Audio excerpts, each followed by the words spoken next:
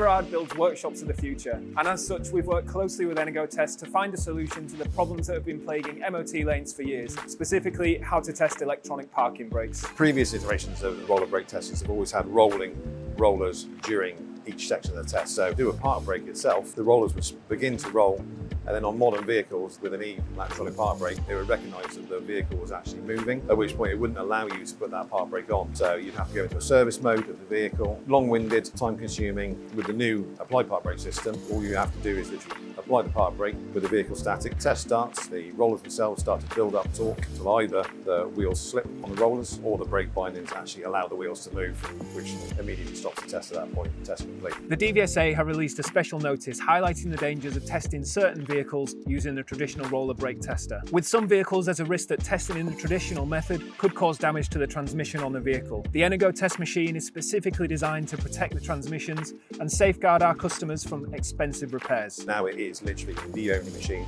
approved on the DVSA test list for applied park brake testing in the UK. Everard has been installing these advanced machines in MOT lanes for years with a view to future-proofing our customers' workshops, knowing that these changes would have to take place in the future. Training is quick and easy because it is so user-friendly, easy to use. If you've had a special drive unit fitted, you can be upgraded with just a software update that only takes a couple of hours, meaning no downtime for your MOT lane, workshop efficiency stays high, and you can be compliant. This is what it means to build workshops of the future, staying ahead of regulations, keeping on top of technology, and having solutions in place for when changes happen.